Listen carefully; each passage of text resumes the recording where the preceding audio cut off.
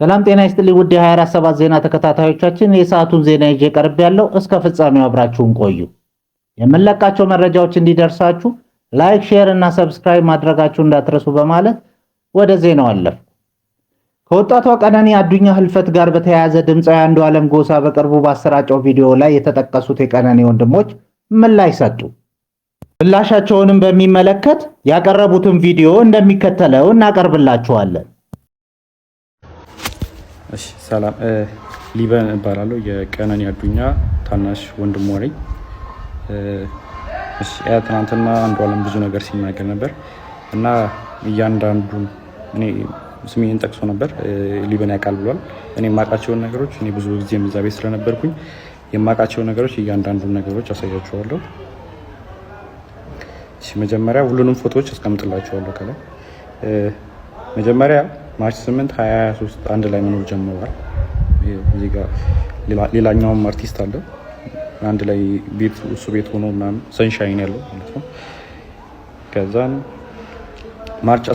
ማርች 8 አንድ ላይ መኖር ጀምረው ማርች 19 ላይ ነው ልደት እያከበረች ነበር።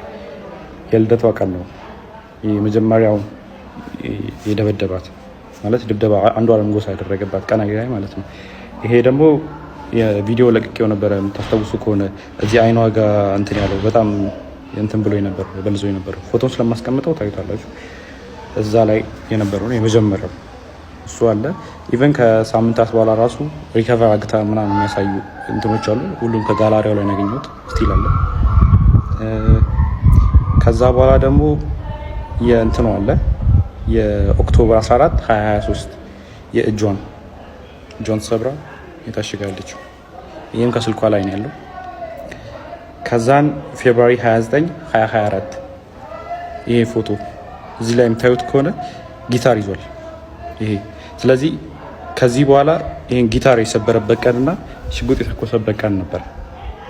አንድ ቀን ነው ይሄ የተፈጠረው። የዛን ቀን እኔ ነበርኩኝ ቤት ውስጥ ማለት ነው። ከዛም ጠዋት አንዱዓለም ያው ሌሊት አምሽቶ ነው የሚመጣው። በቃ ጠዋት ሊነጋ አካባቢ ሲል ነው የሚመጣው ወደ 11 ሰዓት አካባቢ ምናምን እና ሁሌ የዛን ሰዓት ጭቅጭቅ አለ በአንዱዓለምና በቀነኒ በኩል ሁሌ በዛ ሰዓት ጭቅጭቅ አለ።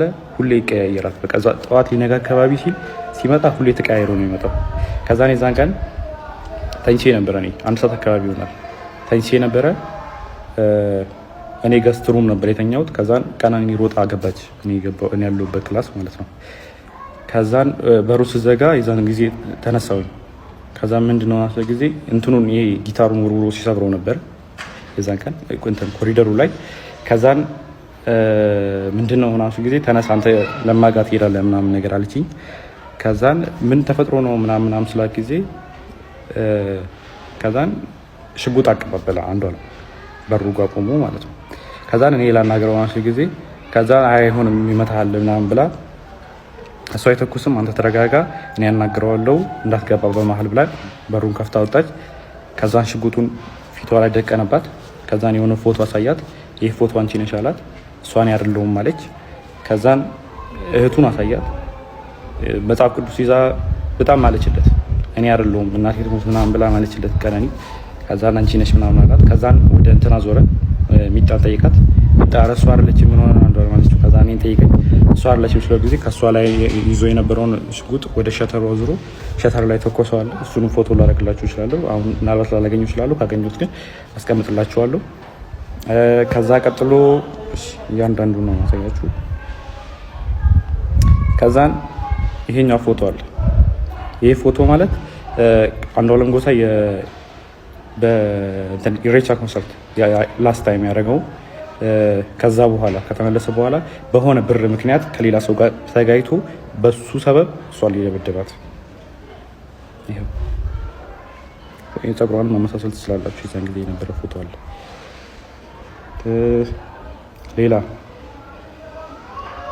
ሌላ ጃንዋሪ 27 2025 ይሄ ፎቶ አለ። ይሄ ደግሞ ከመሞታ 1 ወር ከ15 ቀን ወይ 1 ወር ከምናምን ነው የሚሆነው። ጃንዋሪ 27 ማለት ነው ማርች 11 አካባቢ ነው። ስለዚህ በጣም 1 ወር ከ15 ቀን ማለት ይቻላል። የዚህን ቀንም እኔ እዛ ቤት ነበር። ማታ መብራት የለም ነበረ። ከዛን አንድ ላይ እየተጫወትን ነበረ። እሱ ነው አብሮን ነበረ፣ እህቱም ነበረች። አንድ ላይ እየተጫወትን ነበረ። ከዛን 4 ሰዓት አካባቢ የሆነ የሚጠቃቀማቸው ነገሮች አሉት እሱ የራሱ የግል ሱሶች ምናምን ነገር አሉበት።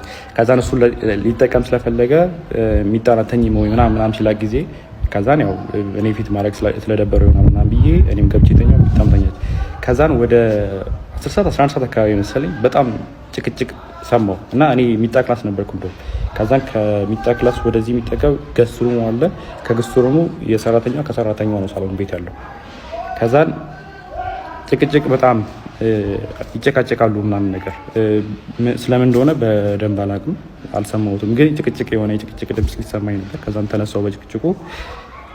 ከዛም በመሀል አልገባም ብዬ ለረጅም ሰዓት ቁጭ አልኩ። ከዛን የሆነ ሰዓት የሚወድቅ ነገር ሰማሁ። ከዛን የዛን ጊዜ ከፍቼ ስወጣ ቀጥታ በኮሪዶሩ ላይ የነበረው አንዷለም ነበረ። አንዷለም እንትን አለኝ ነው ግድት በመሀላችን እንዳትገባ ምናምን ብሎ እኔ መልሶኝ በሩን ቆልፎ የሚጣ ክላስ ውስጥ ነበርኩ። በሩን ቆልፎት ከዛን 5 ደቂቃ ምናምን ቆይቶ መጣና ከፈተው። ሂድና እናግራት አለኝ። ከዛን በሩ ጋር ሲሄድ ጥርሱ አካባቢ ደምቷል።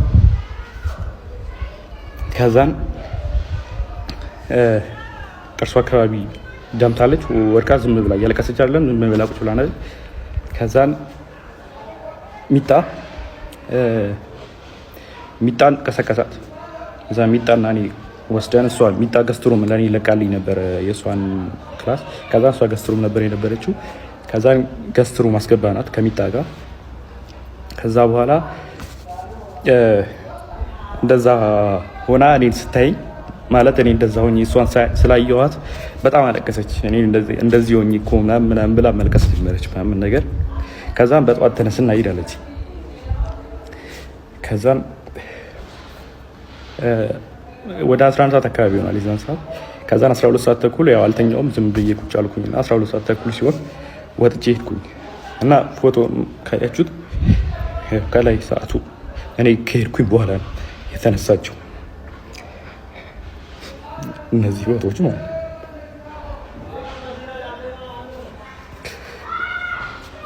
ሌላ ደግሞ ስለ እንትኑ ጉዳይ እሷ ከመሞቷ ከሳምንት በፊት የእንትን ምርመራ አግታ ነበር፣ የመካንነት ምርመራ ማለት ነው። ይሄ ያደረገችው ይኸው ፍራይዴ ማርች 7 አርብ ቀን ማለት ነው። እሷ የሞተችው ማክሰኞ ቀን መስለኝ እና ቀኑ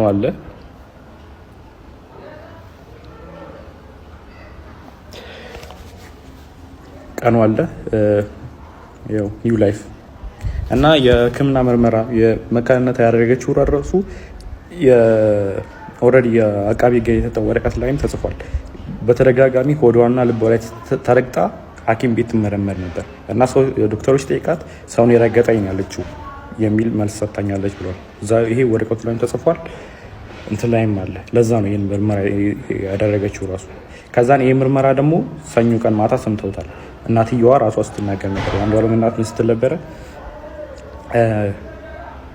ደውላልኝ እኔ እኮ መውለድ እችላለሁ አለችኝ። ከዛን እኔ እንደውም ለካስ ልጄ ነው ወይ አልኳት ብላ ራሷ የአንዷለም እናት ስትናገር ነበረ። ሰላም ጤና ይስጥልን፣ እንደምን አላችሁ? በዓለም ዙሪያ ያላችሁ የቀነኒ ፍትህ ፈላጊዎች ሁሉ ባላችሁበት ሰላማችሁ ይብዛ እያልኩ እችን ቪዲዮ ልሰራ የፈለኩበት ምክንያት እንደምታውቁት ሰሞኑን በሚዲያ ላይ እየተንቀሳቀሰ ያለውን ነገር አይታችኋል። ብዙ ኮሜንቶች እየተሰጡበት ነው እና ለምሳሌ አንዷለም ከቤተሰብን አማክር ያለው እሷ እያመማት ስለ እሷ ጉዳይ ከቤተሰብ ጋር ተወያይቻለሁ፣ ስለዚህ መፍትሄ አልሰጡኝም ብሎ ሲናገር ሰምተናል። እኔ ከቤተሰቡ አንዱ አካል እኔ ነኝ፣ ለማ እባላለሁ እና ከኛ ጋራ በእሷ ህመም ዙሪያ ምንም አይነት የተማከረው የተወያየነው ጉዳይ የለም። ይሄ እንዲታወቅ ፈልጋለሁ። ሲቀጥል ደግሞ ማለት ነው ያ ብቻ አይደለም፣ እንኳን የእሷ ህመም ወይም ደግሞ አሞታል ብሎ ሊያማከረን አይደለም። እንደምታውቁት ያረፈች ቀን እኔም 6 ሰዓት ከ20 ላይ ደውላልኝ በአንዷለም ስም ላይሰንስ አውጣና መኪና ማስገባት እንፈልጋለን ብላ 6 ሰዓት ከ20 ያናገረችኝ በሰላም የተወያየን ልጅ ነች። ሲቀጥል እሷ ያንን ብላ 9 ሰዓት ላይ ያረፈች ልጅ ከ9 ሰዓት ጀምሮ እስከ ጠዋቱ 12 ሰዓት ተኩል ድረስ ከቤት አንስተው ሆስፒታል ወስደው ሆስፒታል ቤተሰቦቿ የእሷ ቅርብ ዘመዶች የሉ ሲባል ዘመድ እዚህ የላትም፣ ገጠር ነው ያለው የእሷ ዘመድ ያሉት። ስለዚህ ቅርብ ዘመድ የላትም ብለው እኛ እንዳናይ ያደረጉትን ነገር እንዳናቅ ሸፋፍነው ከመጀመሪያው ከያኔት ሆስፒታል ወደ ሚኒሊክ ራሱ ስንሄድ ሚኒሊክ እኛን ሳያሳዩ ሁሉን ነገር ጨርሰው እንድትቀበር ነበር የተደረገው። ይሄን ያደረጉ ሰዎች እኛ እሷ ታማለች ብሎ ያማከሩን ነገር የለም፣ አላማከሩንም። እና መታወቅ ያለበት ነገር ምንም የሚሸፋፈነው ነገር የለም። እስካሁን ዝም ብለን ቁጭ ያልንበት ምክንያት አንዱ መንግስት በእጁ ይሄን ጉዳይ ይዞ መንግስት እየተከታተለው ስለሆነ መንግስት እጅ ያለ ጉዳይ ነው ብለን ነው። አሁን ግን እነግራቸዋለን ያለውን ነገር። እኔ አስከሬኗን ከፍቼ ነው ያየሁት። አስከሬኗ ላይ ምንም አይነት ስብራትም ሆነ ደምም ሆነ የተለያየ ጉዳት አልደረሰም። ከዛም ያክል ፎቅ ላይ የወደቀ ሰው ደግሞ ማለት ነው ይሰባበራል፣ ብዙ ነገር ይደርስበታል። ስለዚህ ማለት ነው አንዱ ቀነኒ እቤት ውስጥ ነው የሞተችው። እቤት ውስጥ ሞታ ነው አቅፈው መሬት ጥለው አወርደው እንደዚህ ሞተች፣ ራሷን ጣለች የሚሉት እንጂ እሷ እንደዚህ አይነት ሀሳብ ላላቸው ሰው እንኳን መድኃኒት ነች ልጅቷ። ስለዚህ የሞተችውም ቤት ነው፣ ከቤት ነው አወጥተው ታች ጥለው ጮኸው እንደገና ማንም እኛ ሳናይ ምንም ነገር የእሷን አሟሟትም ምንም ነገር ሳናቅ እዚህ ከተማ እያለን 9 ሰዓት የሞተች ልጅ በሚዲያ ተለቆ ስለ እሷ ጉዳይ ሌላ ስንት ሰው አውቁ ከመጀመሪያው ሆስፒታል እስከ ሚኒሊክ ሄዱ። ሚኒሊክ ያለው ፕሮሰስ አልቆ ከዛ በኋላ ነው እኛ ራሱ ይድረስ ነው በግድ አስከሬኗን አስከፍቼ ያየሁት እኔ ነኝ። ምንም ነገር እላዋ ላይ ጉዳት አልደረሰም፣ እቤት ውስጥ ነው ያረፈችው የሚል ኮንክሉዥን ላይ ነው የደረስነው። ስለዚህ ሲቀጥል ደግሞ ማለት ነው እንደዚህ አይነት የውሸት ፕሮፓጋንዳ እየተነዛ ህዝቡን ወዳልሆነ አመለካከት እንዲሄድ መደረግ የለበትም። እንደምታውቁት ባለፈው አባገዶች ልቆ ጉማ ከፍላለሁ እና ሽምግልና አስታርቁም ብሎ ሲልም ነበር። ያልገደለበትን ጉማ የሚከፍልበት ነገር የለም። እንደዛ ያለውን አባገዶች ምትኛን ቤተሰብ ነፋዘርኛ እንደዛ ካሉ በኋላ አሁን ግን ሚዲያ ላይ ወጥቶ አላልኩም ብሎ ዋሸ ማለት ነው። ይሄም ህዝብን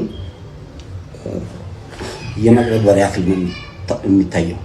ሁለተኛው ትልቁ ነገር ደግሞ የቀነኒ ትንሹ ወንድም ወይም ደግሞ ሊበን ወጥቶ እሱ በተናገረው ነገር እና ለማም ያውቃል ሊበንም ያውቃል ብሎ ባለው ዙሪያ እሱ ትክክለኛውን መልስ ሰጠ። እሱ ትክክለኛውን መልስ በሰጠ በተለያየ አኳኋንና በተለያየ ህዝብ አመለካከታቸውን እሱ ዳይቨርት ባደረገው የተለያየ ትችት እየደረሰበት ነው። ከትችት አልፎ ማስጠንቀቂያ እየደረሰበት ሊበን ማለት ነው። እዚህ ልጅ ላይ ምንም አይነት ጉዳት ቢደርስ ምንም አይነት ሌላ ነገር ቢደርስ ይሄን ያደረሰው ሌላ ሳይሆን የምናውቀው አንድ ሰው ነው። ስለዚህ በሌላ ሰውም ቢደርስ ይሄን ነገር የሚያደርገው እሱ ስለሆነ የኢትዮጵያ ህዝብ በጠቅላላ በዓለም ላይ ያላችሁ ታውቁልን በቤተሰቡ ላይ ምንም አይነት ጉዳት ቢደርስ ከዛ ከአንድ ሰው ጭንቅላት ማንወጥ መሆኑን እንዲታወቅ እንፈልጋለን። ፍትህ ለቀነኒ። አሁንም ከጎናችን ስላላችሁ እናመሰግናለን። ይህን ለማለት ነው። አመሰግናለሁ። ክቡራን አድማጮቻችን ለሰዓቱ ያስኮላችሁን ዜና በዚህ አበቃ።